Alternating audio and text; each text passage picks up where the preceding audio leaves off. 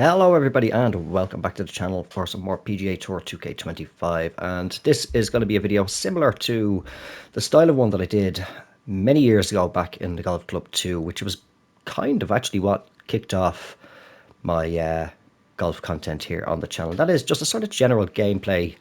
I want to say I don't really want to use the word tips and tricks, or phrase tips and tricks should I say.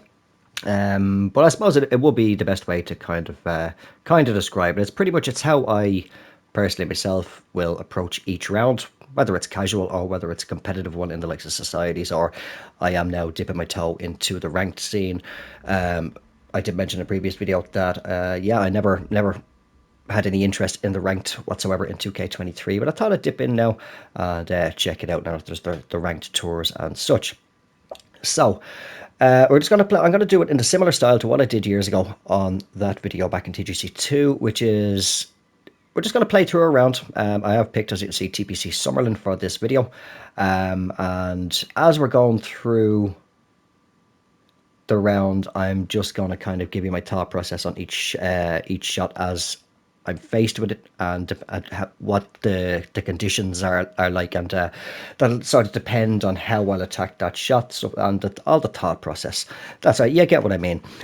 So if you're playing the likes of ranked or societies or something like that, if you're a kind of a competitive player, this will go for even just casual players, people who want to play career mode as well. When you're about to start a round, obviously you'll be faced with a screen, something similar to this. And what I suggest is, if you're going into a round, what I'm going to do, I'm going to use TGC Tours as an example. Now, there is going to be different settings, and that I do believe it is being changed quite a bit. So you're not going to have features. I do have features turned on in this video for the purpose of that, but I will explain more about them when we're down on the course. So, as I say, you're going to be faced with a screen similar to this. And one thing that I do suggest, if you're new to the game, or if you've never done it before on the other ones, is do not just click round straight away. So it might be one round, two round, three round, four round, whatever it is. What I do suggest straight off the bat is coming to full course, or settings for full course. And what this will do is, obviously, it's going to highlight everything here, and it's going to show you what the conditions are that are set for the. I actually want to turn crowds off. Yeah, it's going to tell you what conditions are set for that particular round. And why this is important, this is going to get into your mind then, okay, right, I'm going to play with default winds, so I don't know what they're going to be like, but it could be set to high winds, so then you'll say to yourself, okay, right, I know I'm going to have upwards of maybe, say, 15, 16 mile per hour winds, something in that sort of range. So you kind of get an advanced warning on that. Then you'll have the likes of what is the fairway and green firmness going to be set at, what is the green speed going to be set at. Now, unfortunately, I will check again when we get down onto the course, but I'm pretty sure we still don't have the green speed numbers like what we did in previous games when you are out on the course. And but it'll give you, again, it'll let you just kind of have a little pre-warning. You going in with advanced knowledge of what you're potentially going to be faced with, if I can get the kind of right phrases out that I want to. But obviously everything's going to be locked. So just say, for example, then if you're going into a society event, or if you're going into ranked and everything is set to default, obviously don't worry about the wind. It's just going to rotate and reset after every certain amount of time. So everything else is on default. We say fairways, green speed, and green firmness, they're all default. All you need to do then is just come back out and come into course details, a couple of tabs up, click in there, and you will see then default conditions. So for Summerlin, we're going to have firm fairways, firm greens, and the green speed will be a medium fast, which isn't too bad. So that lets me know now that, depending on the shot type, like if I'm using sort of maybe bordering on the mid irons, so we say mid irons and up through to your woods and stuff, you're going to get quite a bit of bounce. And the faster the greens, obviously, then you'll get more rollout. So straight away now I know, right, okay, this round is going to be default, and I know these are the settings. I can prepare myself. That's the word. Prepare myself in advance. So what else I would do then, just say, for example, again, we'll use TGC Tours for this. It's a multi-round event.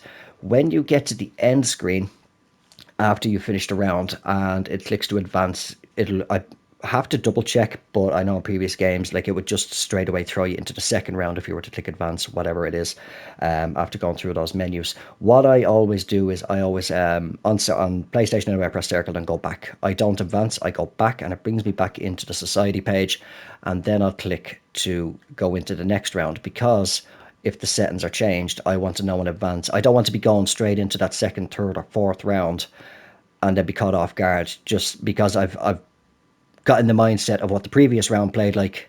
But I want to know, all of a sudden the wind could easily change from, say, a southeast wind to a southwest wind, completely different direction. It'll make the course play a lot different. The pin locations and stuff, obviously most likely pin locations are going to change, but obviously then as well the wind speed. Say for example you're on low wind speed in the first round, but then the second round is high wind speed.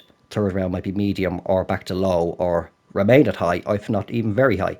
So I would suggest that, especially if you are a person like myself who loves to play in the societies and such. So we get ourselves down onto the course, and we get things underway.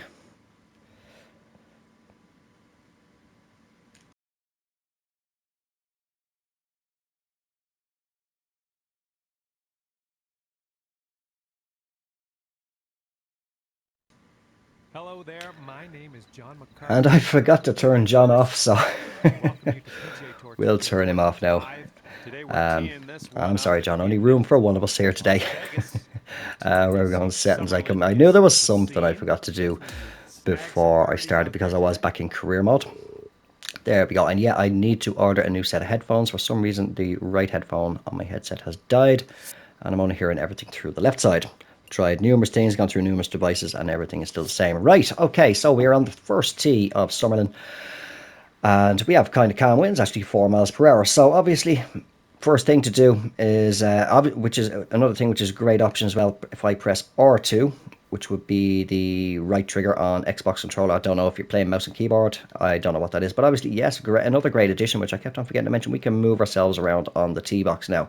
So depending on your tee shot, if you have got maybe if you come over to the right side, you might have a bit of a better angle depending on the swing that you've defaulted, whether you have your golfer set to have a natural fade or a natural draw. So we'll just go straight off the center of the tee. I have to remember that myself, actually, because I do keep forgetting it, as I only just remembered now. But obviously the first thing we're going to do is we're going to zoom down the fairway with our scout camera and have a little look, get a little lay of the land, have a little look, see, okay, right, it's kind of slightly sloping, it's sloping downhill, very slightly right to left. So it's more likely going to feed down there. One thing, if you are playing with the likes of a natural fade or a natural draw, if you are not comfortable with that swing bias and it is required to be on, all you do need to do is, before I actually do mention that, I will say that from what I understand and what I've heard, it may not be the case, but I think for the higher tours on TGC tours, and some societies may be doing this, you will not have shot feedback visible on screen. No vibration. I do have vibration on for this video. And the feedback as well. Now, obviously, if you do hold your left bumper or L1, if you're on PlayStation, you will get your shot feedback. It'll tell you your spin rate, etc. And if you're not comfortable with the swing bias, just bring it across a little bit till you see it say is draw. And as you'll see, there's my default shot. Now, if I keep, you'll just see it sort of shifting and straightening up a little bit. I'll stop it when it gets to draw. Maybe even before, it just brings your line a little bit straighter. So you're more traditional straight back and straight up for your shots. Now I've gotten kind of used to it, but if you're still kind of adjusting to it because it is new to the game, if you've come across some EA, yes, they have had it. But another thing I will suggest then is, depending on the way, we're going to get this tee shot underway, so I'm going to stand on the first tee all day. Not a bad tee shot. Pushed it and pulled it a little bit, so it kind of cancelling each other out. So we have got a nice fairway off the tee, or a nice shot into the fairway off the first tee, should I say. But I've lost my train of thought now. Where am I? Yes. If you're quite a competitive player, one thing I will suggest is the position that you are sitting in. Make sure you're straight on with your screen, and that the controller's sitting pretty straight at it. Now, and then what I would suggest, if you are struggling with your swing, regardless of your swing difficulty for playing on pro, whatever it is, whichever one has the swing bias, even if you don't, hit up the driving range and find the best comfortable position for yourself to hold the controller in your hands. I used to, on all the previous games, have to slightly, if you have your controller in your hands now, and if you sort of just ever so slightly push the right side of that controller more towards the television, have it at a very slight angle, and then when I put my thumb on the stick, because I only use my left thumb, I don't use thumb and index finger, whatever swing works best for you, work away with that. But I noticed that if I pushed the controller as forward a certain angle, I'd get it'd be more comfortable for me on the pull back and push forward to get a straighter line. Now what I have to do is I have to keep the controller pretty straight because we're coming back. Me personally, playing with a natural fade, I'm coming back at a slight angle to the right and pushing forward at a slight angle to the left. So that's going to be more comfortable for me. Now we should get instances throughout the round. If I don't get any soon, I will try and demonstrate them purposely. So let's get ourselves in onto the green. We've got 69 yards left, down 2 feet, as you can see down on the bottom right hand side of the screen. I do hope that my channel my channel logo is not the watermark is not covering that up. Hopefully you are able to see that. Should be able to, but I do apologize if you can't. So 69, so I'm going to bump that up a little bit. What are we on? We're on a pitch shot, actually. One thing to remember, even though I have leveled up mine a bit, I've got my golfer skills up, pitch shots do roll out quite a lot more. But once you do unlock it, I would suggest, do remember that we have our different shot types now as well. We're not just strictly on like pitch shot, flop shot, splash shot, all those different ones. We have got different sub sort of ones as well. So I've got a spinner in the pitch shot. I will bump that up, maybe not to that. I'll bump it up to the pitching wedge, and we'll put it on a spinner. And I'm going to add a little bit of extra spin as well, and we'll just see how well this goes. Also, always check the ball lie. One thing that I do like to do is if I reset dead aim on the pin there, and you'll see the angle of the club face. So straight away I can look at the angle of that club face, because TGC Tours and some other societies are apparently not going to have the grid here if you hold your shot modifier, so you won't see the lie of the ball. But if you look at the face of the club, and straight away, just looking at that, I can see that if I was to strike that now, aiming dead at the pin, not going to count in the wind. We'll just say the wind is not a factor here. Just say there's no wind whatsoever. If I hit that ball and I hit it perfect, I am more than likely going by what that club face looks to be. I am actually going to send the ball off over here. And vice versa, if it was downhill, I'd be sending it off over here if I was to hit a perfect shot and I was aiming dead at the tee. So what I like to do is I like to kind of rotate until I kind of counter that, and it looks like the club is actually going to fire the ball directly towards the pin. Now we do still have to factor in our wind as well, so I will come out a little bit more just to account for that, and we'll have a little look in. Always look at your green slopes as well. Now do keep in mind we are not on a full shot, so maybe I'll bring it back in a little bit, but we have got a severely sloping right to left green. So let's send this one in and see what we've got. Let me just readjust. I have actually reset now. Yes, I have reset my shot. I didn't always pay attention to your shot types as well as to what you're on, because sometimes it can do that if you do hit left bumper or L1. So let's see what this shot will play out like. So there we go. That's gone direct now towards the hole, and because it's a spinner, it'll sit nice and quick. Whereas if that was a regular pitch shot, even though I could have put a lot of spin and attack angle on that, it would possibly still roll out. What I have found is that if you keep it default, the marker, if you don't adjust your shot around like that, a lot of the times, provided you get it good and depending on where it lands, it should roll out just comfortably. But now we're faced with the putts, and hopefully I get some good examples of when we have longer putts, how I read the greens. I am hopefully going to do a dedicated putting video as to what I do. But a brief rundown is, because I do have two techniques. One I don't do on camera anymore. This one is kind of a little bit quicker. I'm able to do it. Now it's kind of a short putt, but what I do is the second I get onto the green, I do not adjust the marker at all. I keep it at the default distance. So I'm going to press R1 a few times, make sure we're there. And straight away, what I will note is one thing to keep in mind. I did mention a moment ago about the shot feedback, is to keep an eye.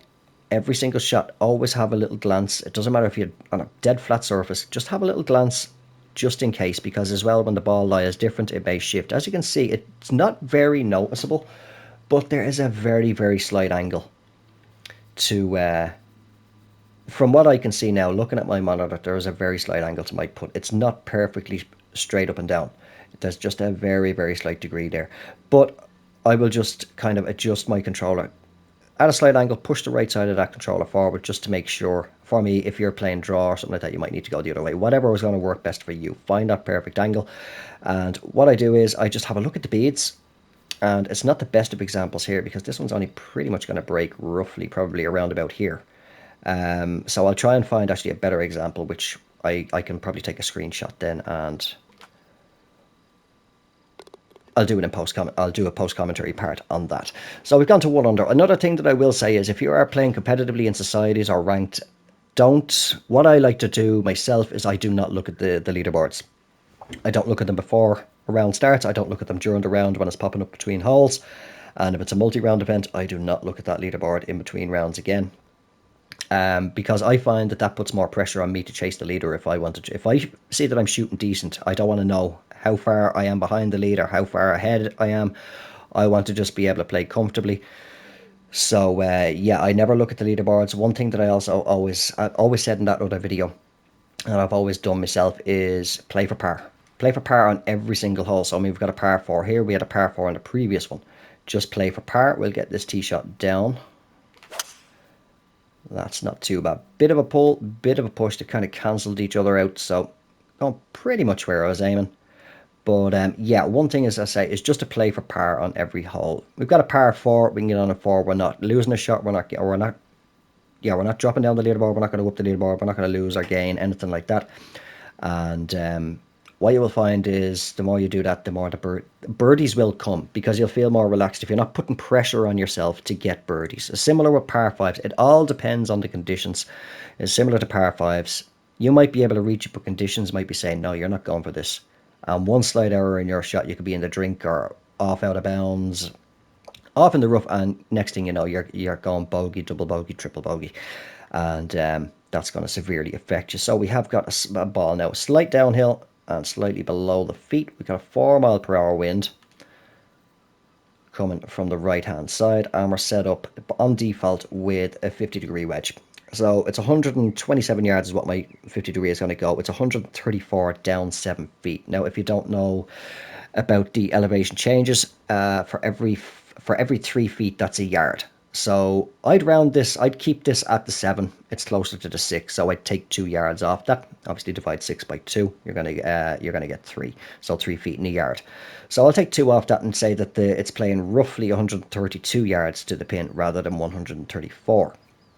And then with that wind, maybe bump it back up to about 133, just in case the wind does hold it up a slight bit. So that's going to put me up to 141 on the pitching wedge. If I choke down on it, it's going to give me about, because I do have a choked approach now, so do remember that you have different shot types. So 137 is roughly what that's going to, and it's going to put me roughly around about there. Now, if I just put a slight little bit of attack angle onto that, again, ball is slightly below the feet, and let's try and get this in there. Pulled it a little bit on swing path, contact was perfect, so it's a little bit left of the hole. Got a little bit of bounce, could have put a little bit more attack angle and spin on that, but this is going to set us up hopefully for a good demonstration of the putt. So as soon as I get onto the green, first thing I do when my shot sets up, I will draw in my mind a straight line going from that hole. Again, I will not touch the marker, but going from that hole to the ball, I'll draw a straight line. And what I'd be looking for is, it's a little bit of a double break. I can see that it's going to go a little bit left to right as we reach the hole, but the other lines, or the other beads, are moving from right to left. First one is moving a little bit faster than the second, so I probably played it. What I want to do is, if I can get one that's a single break, it'll be a lot better example. But pretty much what I do is that little line that I picture in my mind going from the ball to the hole. The first bead that reaches that line, I look to see where the other beads are, and what that's going to do is going to tell me roughly how far to aim out to break. And it's fairly consistent, and so yeah, I'd say probably actually maybe aiming a little bit about here, maybe, just because it's not overly fast and it is going to come back a little bit to the right. Now, when it comes, as I say, I do not touch the marker. I leave the marker at the distance that it is set to. And it says 52% here. Again, you're not going to have that with the likes of TGC Tours. And obviously, if I'm pressing L1 now, which would be LB or left bumper on an Xbox controller. Again, don't know keyboard and mouse bindings, but that's going to pop in and out the flag. It used to be square or X back in 2K23, but they've changed it to L1 and LB now. So I can't bring up a shot modifier. Obviously, we're just doing a put on the green. Again, I do have the vibrations on. Some societies, apparently TGC Tours will have the vibration switched off. And this is where another part of my putting comes in. And I cannot for the life of me remember who it was taught me this one. But this goes back to, I think it was the Golf Club 2019, I believe. If I could be wrong, could be earlier. But what I do is I do the backswing. I do a backswing count.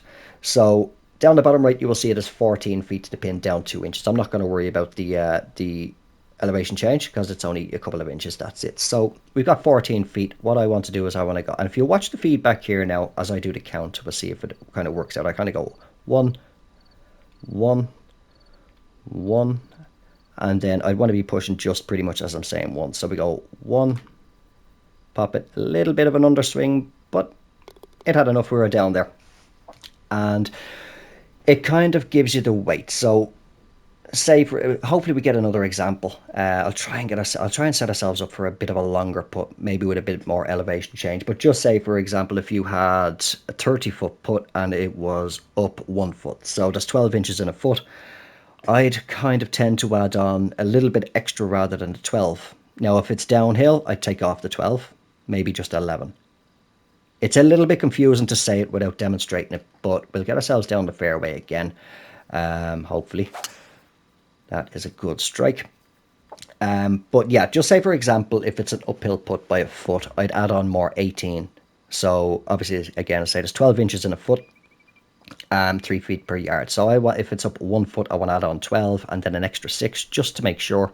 So 18. So again, as I said, imagine it's a 30-foot putt and it's up 1 foot. I'm going to add on 18. That's 48. That's going to give me somewhere between a 4 and a 5 count on the putt. So hopefully we can get something like that. We have another par 4 here, a little bit of a back pin, sort of back left pin at the left side of the green, a little bit of a backstop there as well. So if we do land and run, hopefully it's not too aggressive and we can take that little backstop to our advantage and trickle back a little bit to the green. Let's reset ourselves. Ball is slightly above the feet. We've got a left to right wind coming in, and it's 166 yards to the pin, and it's up 12 feet. So 12 divided by 3 is going to be 4. So I'll add about 4 yards on there, and it's going to play roughly 170 to the pin. So my club is going to carry a 168. If I choke back on that, it's going to bring me to 163. Now, with these greens being, did I say these greens were firm? It is running uphill, and it's feeding from right to left. Not overly aggressive uphill, from what I can see going by the beads, but a little bit more on the right to left. So again, we're just going to aim out a little bit. And it does kind of still work. I do have to kind of fine tune just to see is it exact. But if you watch the marker up in the sky there between the wind meter and the top of the tree line, you'll see that marker. And as I aim out, you see the way that moves down. Now, obviously, I'm not going to aim out this sort of distance for a 5 mile per hour wind. But just say, for example, if you had like a 10 to 15 mile per hour wind, I'd aim out roughly somewhere in the region of here. I'll be watching that marker, and when it starts to stop, I'll dip down as low as I can, and it should do the same as we come out this way. Obviously, it's a bit more severe, but it's a good way of doing it. Another way is, say again, we have just say, for example, the wind is 10 miles per hour from right to left, so we go 1, 2, 3, 4, 5, 6, 7, 8, 9, 10. Let's come back to our golfer and see roughly what we'd be aiming out. So yeah, so pretty much 10 yards, because the grid should be roughly 1 square yard. Now, if you do have the greenskeeper archetype going, that may be a little bit different to you, because I think it does squeeze in a little bit the grid. I don't want to, yeah, we'll go full on this. We'll see how this one plays out. The wind has shifted while I talk away. So what did I say? It was going to play 170-ish now with that wind. So I'm actually going to take this off a choked approach and bring it back to a 168. And let's see how we do. So very good strike. It's tracking pretty good. Got a nice bounce and a decent little bit of a rollout. But that's left us with what? A 12-foot putt. And here is a good example now. You can see that obviously it's a little bit faster just right to left. And again, I'm watching those beads, and I'm seeing that they're kind of the way that they are. The very last one and the first one, when they hit that left grid line, the middle one was kind of over was only just coming in. So I'm going to go to about a green line here. And again, I'm just going to give it a little count of 1 and then push. So 1, push. Just as you can see, I did overpower that a little bit on the rhythm. So I just pushed forward a little bit too quick. But I left myself with a little tap in for par. Now, generally with that count, provided you don't blast, a shot past, which I was doing at first myself, admittedly, when I first got hands on with the first look demo and also the first look at the full game itself. I was blasting shots past and off the other side of the green quite regularly until I got a feel for the putts themselves. We'll get ourselves down onto the tee again. So what are we faced with here? Par 4, decent landing area. Pretty much the only problem that we have is that bunker on the right hand side there. The wind, hopefully. Nope, I have pushed that. I've sliced it with that open contact. And so we're actually going to be in the bunker potentially here now. If not just the rough, no, we are down into the bunker. So there's a little bit of a bad shot, and that can play into a lot of people's minds like, crap, I'm in the bunker off the tee. Don't even worry about it. We're left with 127 yards, down 9 feet. So it's going to play about what?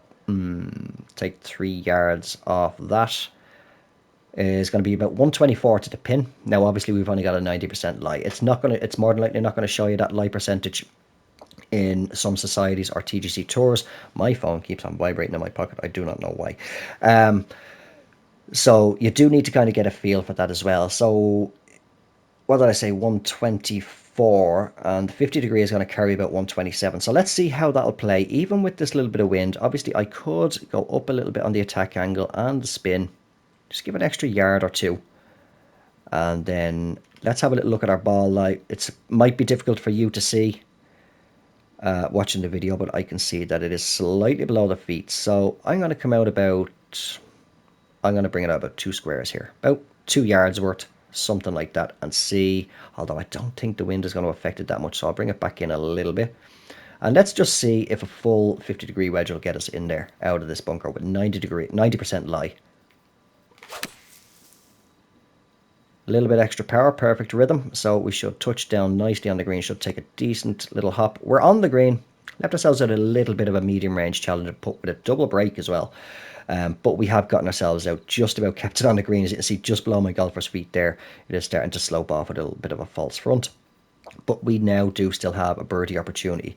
Now, I could have easily just decided to lay it up on the fairway, and once I hit a fairway bunker, it's like, just get up and down for par.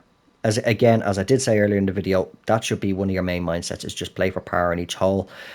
Take that pressure off of trying to chase birdie and eagle every single hole, because if you try and do that, especially in a competitive society, you're going to be getting more bogeys than you are birdies. So, as I say, we've got a little bit of a double break here, so I'm looking, that left to right one on that third grid line is moving a little bit quicker than the others.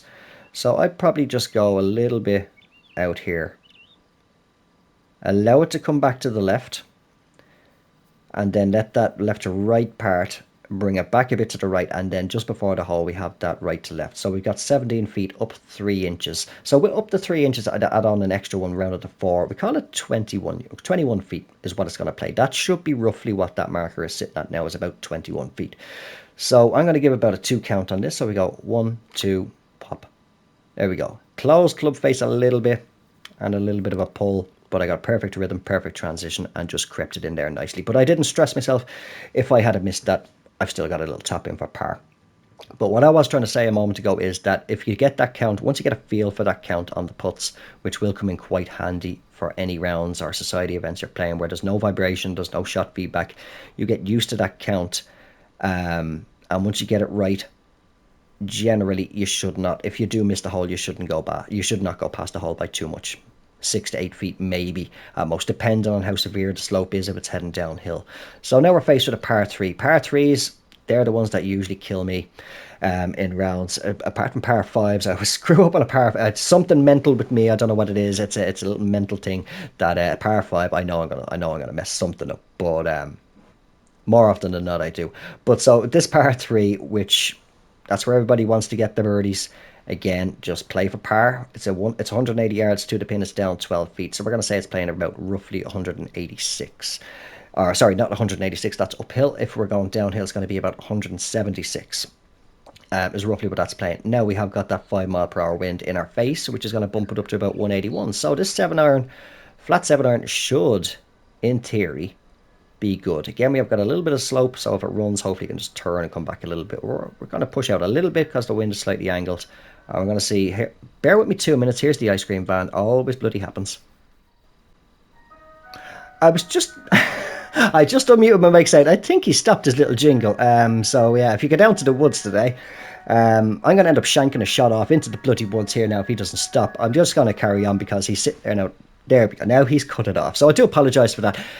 Anybody who's been with the channel for long enough will know that that happens regularly whenever I'm going to record. The bloody ice cream van comes along. But how ever, let me set myself up again. So I said 180 down 12. It's going to play about 176. We got a flat 180 with the 7-iron. Wind has died off a little bit, so I'm going to play it flat still and see how it affects it. Surprised I hit a good shot there. After sitting for the last few minutes now waiting for him. And so we've gone just a little bit past the pin. Now let's see, can it come back a little bit on that slope? Nope, it is going to sit on it. So we're going to have a decent downhill of 6 inches here now. 16 feet. We'll just, because the marker's covering the hole, even though I know where it is, we'll just pop the flag in for a second. Just so you can see it yourselves. So we're 16 feet down 6. So I've got to divide that by 3. It's going to leave 2. So I'll take about 2 off that, say it's split. As you can see, the marker is before the pin. So it's going to be maybe around about the 14 or 15 feet mark. Again, I'm not going to touch the distance of the marker, but I am going to look at the beads and I'm going to see roughly when the first one crosses that little imaginary line. There we go. And then that last one was aiming roughly around about here. So let's see what that kind of... Now I know right in front of us, right in front of my golfer's left foot there, we have got that slight left to right there as well. But let's see what this kind of break will do, going by the other 2 beads. So I'm going to give it about a 1 count. So we go 1, pop it down there, a little bit overpowered, but it turned just nicely. Now, with that being downhill, there is potential that that could have easily ran a little bit on had I missed it. And depending on the power that I put on, gone off the other side of the green. I have now got the sun shining in the crack of the door right into my eyes. It's going to be one of those videos, so I'll just shift myself in a little bit. Right, so right now we're sitting 4 under through 5 holes, and that's pretty good. That's pretty good. I always try to aim myself, even though I say play for par, I try to aim that 5 under through 9 is a good way to start off the round. But again, we're playing for par. So wind is dying down. We got ourselves a nice par 4 here. Good clear view. Now there's what sounds like a bloody helicopter going over.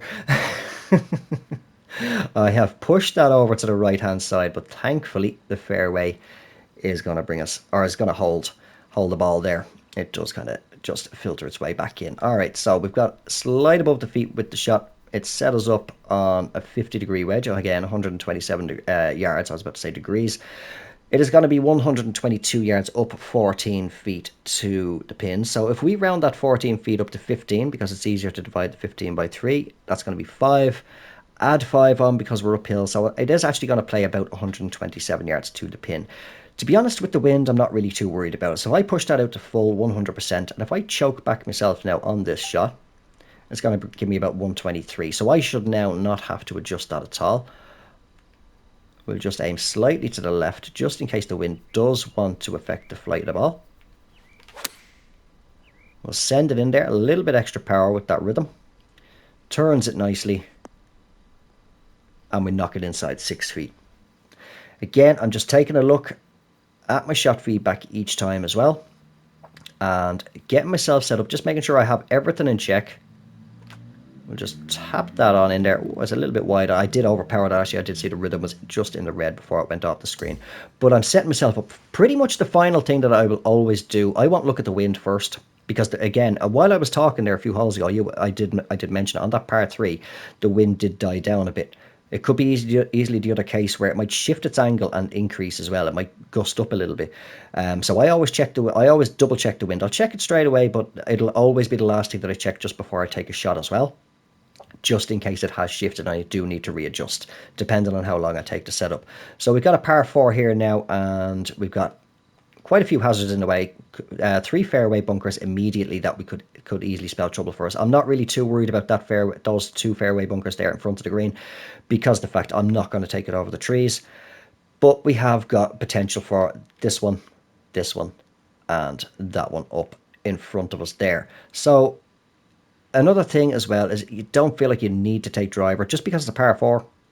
Don't always need to take driver. If I hit 3 wood now, I should, provided I hit the fairway, I should still be left with pretty much just a wedge into the green. So let's try a 3 wood. I'm going to put actually a slight bit of draw on this now, just because. Let me see, where will the driver actually put us? Do you know what? We'll see what happens with the driver. So I've got it on draw, just for the video.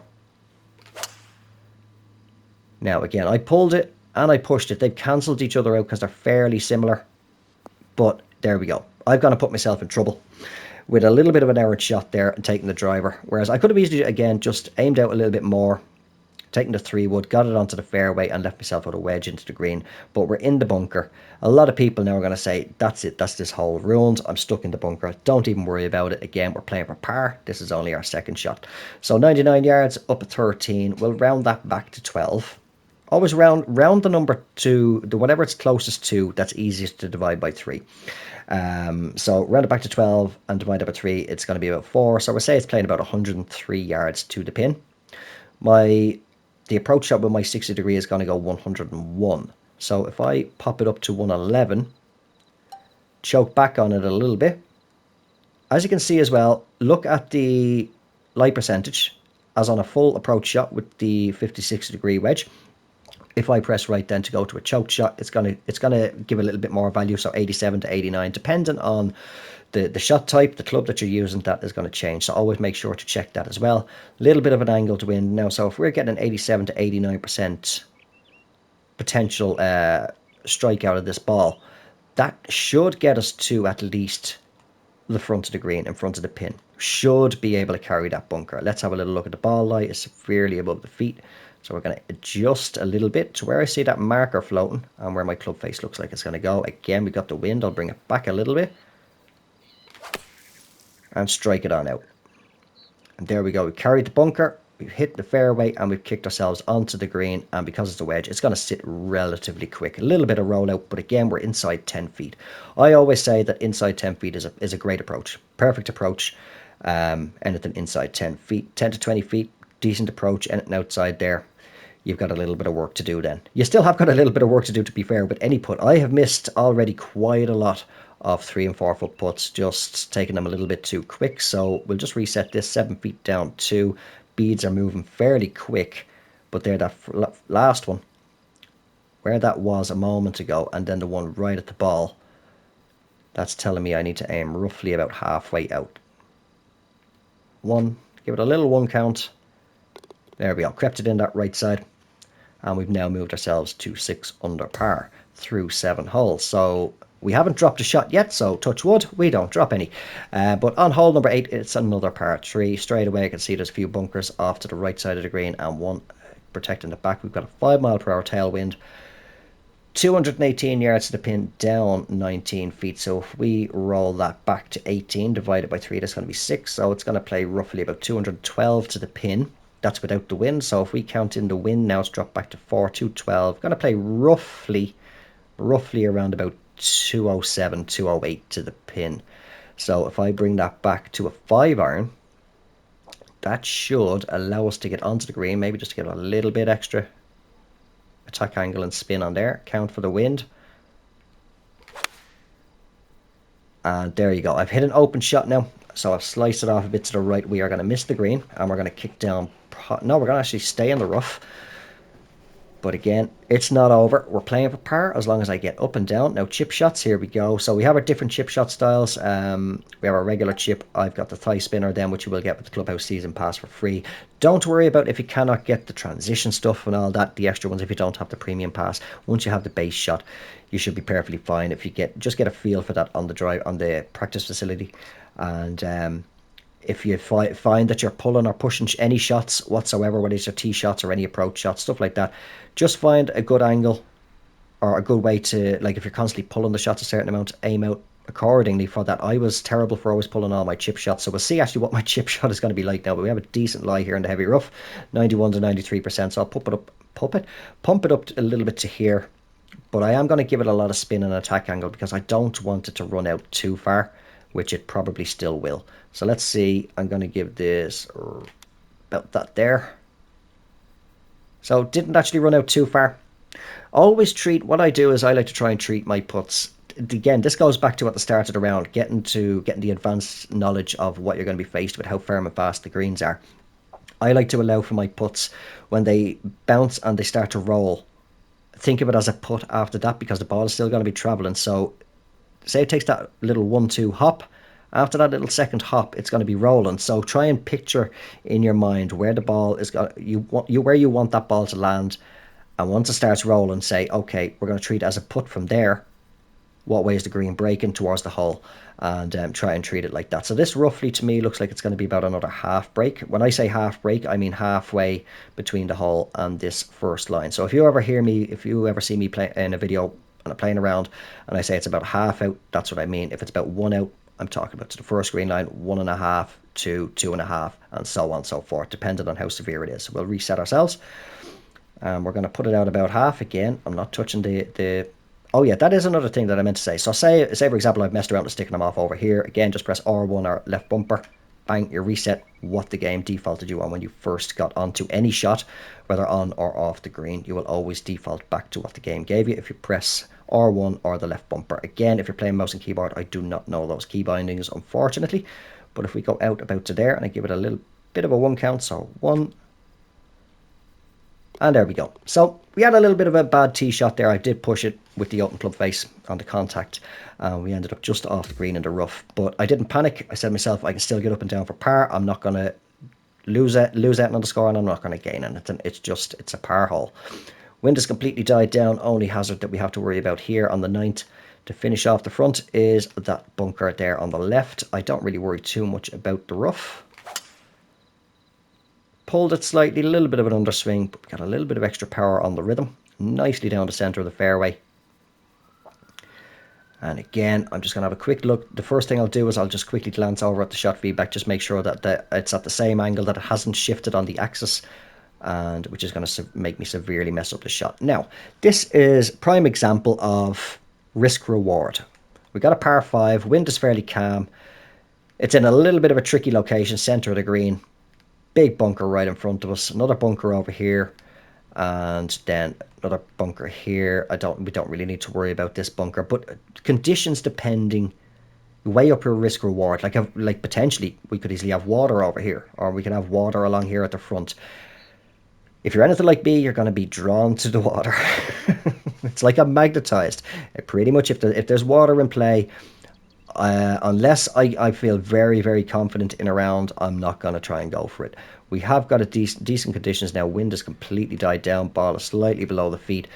244. I'm going to play about 242 to the pin. That's perfect for my 5-0. But if I choke down on that approach and I hit it up, hopefully, looking at the slope of that green, hopefully we can get it to feed down towards the hole. Wind is trying to pick itself back up again. A little bit of a pull with the closed club face, so it's not going to turn as much as I wanted, and we're not going to get on the green. But again, it's a par 5. Didn't need to get on there in 2. Get yourself up there. Just play sensibly and get yourself up there, up and down. Now, here's the thing. Do I want to do a chip shot that potentially runs off the other side of the green because of the slope, or do I want to do a little cheeky flop shot? Flop shots are quite difficult. We'll get onto the flop and I'll show you now exactly what the shot feedback is going to look like for what I need to hit. So there's my basic flop shot, and then I do have the super flop as well. And as you can see, they are quite difficult to pull off, but once you can get a feel for them, they are a bit of a get out of jail free card. So let's see, even if I hit a kind of a bad swing, let's see, just looking at the lie of the ball there, let's see how well we can pull it off. All right, that wasn't too bad. Gets a little bit of a run. Maybe the super flop would have been a little bit better. Might have sat a bit quicker, has a higher trajectory.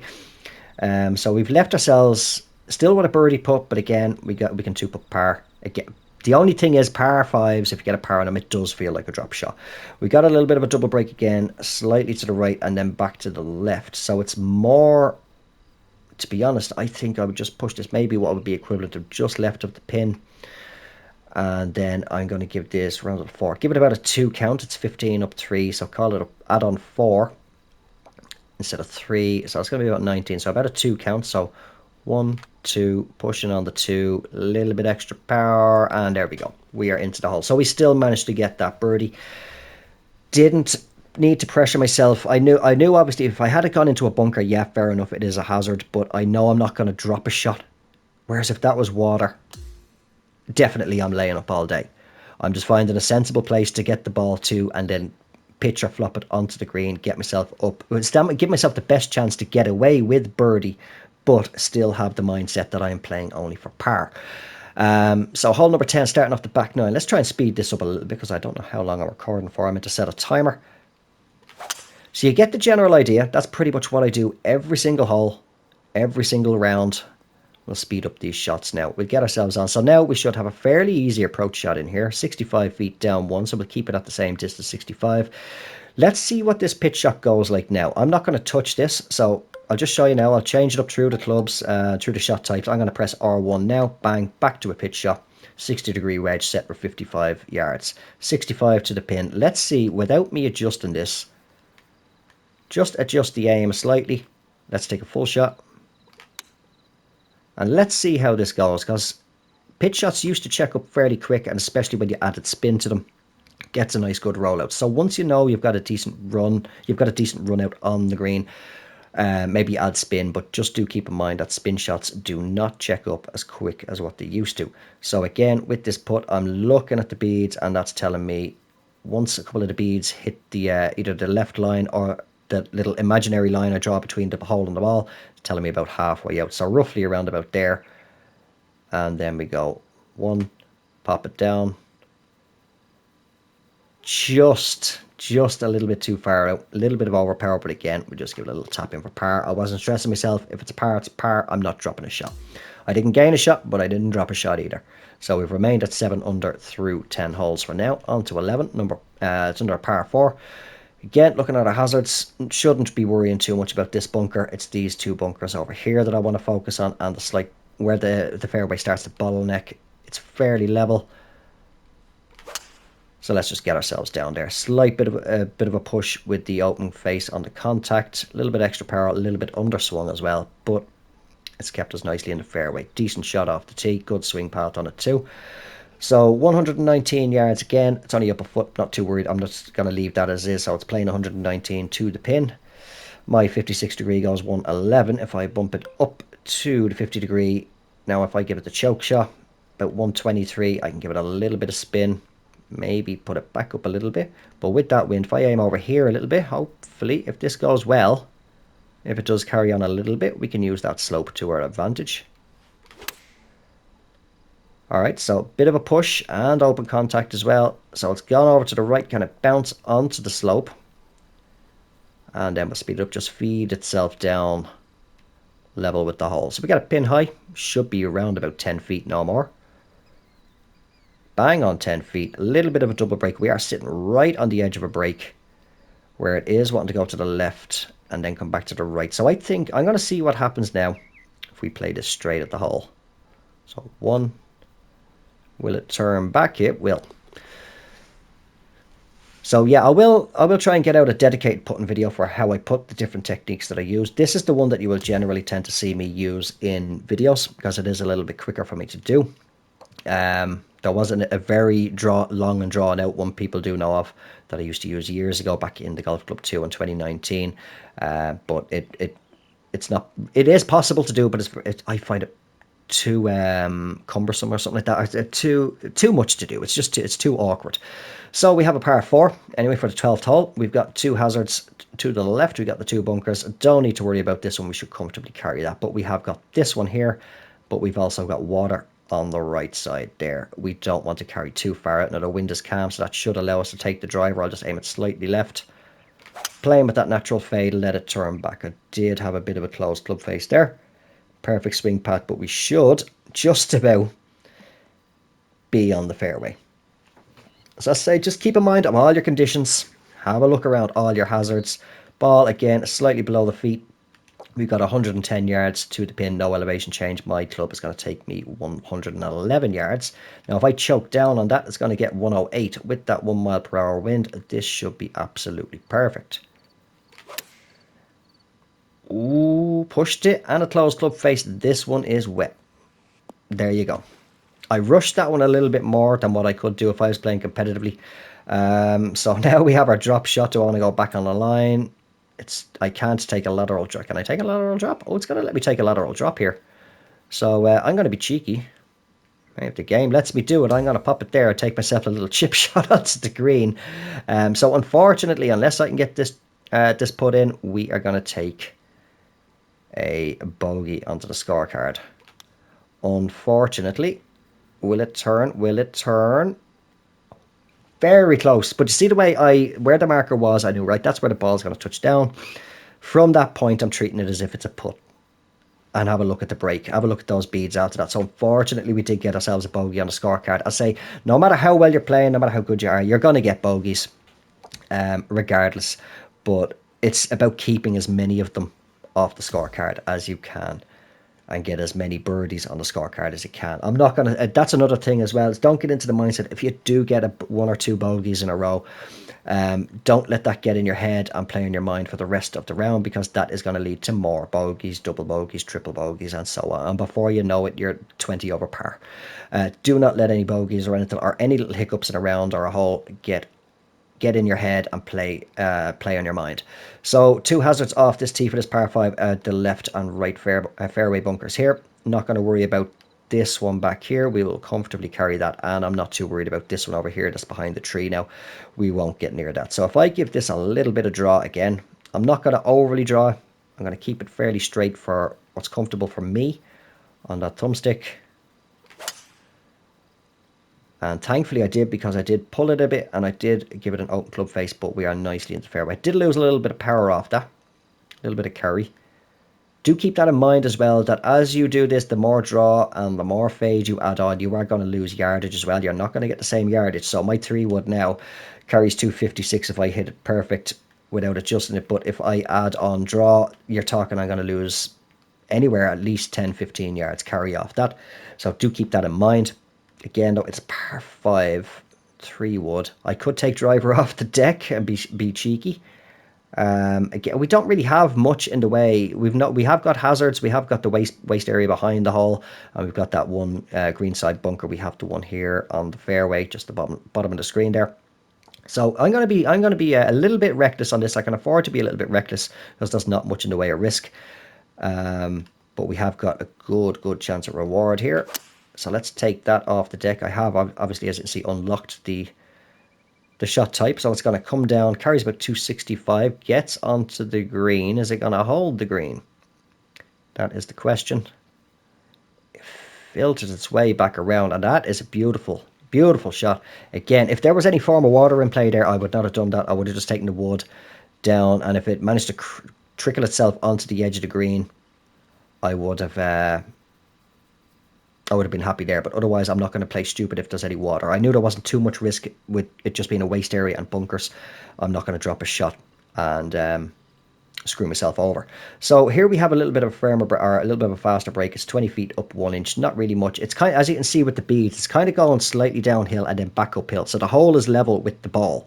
So there is a little bit of downhill, a little bit of uphill, but we should be okay. Don't need to adjust for that. What I'm looking at now again is the beads, and because of the distance to them, I'm going to say that this is going to be maybe just a little bit over that green line. I'll go with 1.5. Let's see. I'll probably miss this on the outside. So I'll give it a 2 count. So 1, 2, little bit of extra power. Underswung it though. It was tracking beautifully to the hole. So if I didn't underswing that, I just saw there that it was a 58% shot, said, and I shot, my transition was 56. So if I had that perfect 58%, that could well have just trickled its way in. But we did get ourselves another birdie. So we pulled back that drop shot. So there's a little bit of positive mindset then. If you do get a bogey, don't let it play on your mind. Just play for par. You get them birdies, and that's going to build up your confidence more throughout the round or the event. So for a par 3 here on the 14, 2 mile per hour headwind, 158 yards to the pin, down 10 feet. So we'll round that back to 9. And yeah, I'm going to have to probably wrap this up now in a minute because the timer just came up. So yeah, I'll wrap it up at this hole. and I'll show the results screen then at the end after this then. So we'll play this really quickly because yeah, this is only going to let me record for 60 minutes. Right, so 158 down, divided by 3, 155 is what that's going to go for. 155 with that wind. Maybe it's a little bit of a tackle. We'll just play this quickly. I have spoken, waffled on a little bit longer than I wanted with each part, but it's just to demonstrate to you. So let's just pop this to about here. A little cheeky chip. It's not going to run out, but tracked pretty well. So let's just go there, and I will be back in a moment with the final result, and I'll show you how we got on. Okay, so there we go. We just finished the round now, and if I click onto the scoreboard, as you see, I finished at 9 under par. We wrapped up on the par 3 14th. I just got a par birdie. I could have gotten an eagle. I very nearly, actually, it was the 15th, funnily enough, and the 16th holes would have been absolutely perfect demonstrations. The 16th hole, I did get a little bit reckless because I just wanted to get the round finished so that I could do the outro for the video for you guys. Where I tried to carry, it was there was water in front of the green, and thankfully I barely carried the water, bounced it on the retaining wall and over the green into a bunker, managed to get it back on and put it in then for a birdie. So I was a little bit reckless there, but I got a little bit lucky. It's something that I normally wouldn't do if I was playing competitively. But yeah, there we go. As I say, this video's dragged on for nearly an hour, a bit longer than I intended. I was hoping for it to be only maybe about 45 minutes or something like that at most. But yeah, that is where we are going to wrap this one up. So as you can see, I didn't put myself under pressure throughout that round. We got a 7 under on the front 9, and well, unfortunately, did get that bogey on 12. Finished with a 2 under. If I was playing a bit more confident or carefully, if I was competitive, playing in a competitive society, I would be a little bit more cautious and take a bit more time with my shots. But yeah, let's say that's where I'm going to leave this video. A casual sort of round demonstrating what I do each and every round that I am faced with on all the different conditions, how I get my mindset for each and how I approach each shot. So if you did find the video useful in any way or you did enjoy it, don't forget to drop it a like and let me know your feedback down below. Let me know if it does help you out improve your scores or just get a little bit more consistent. But yeah, say if you did enjoy it, don't forget to drop it a like. If you are just brand new or you have not done so yet, do consider subscribing, and I will talk to you all in the next one. Until then, take care, have yourselves a good one, and bye for now.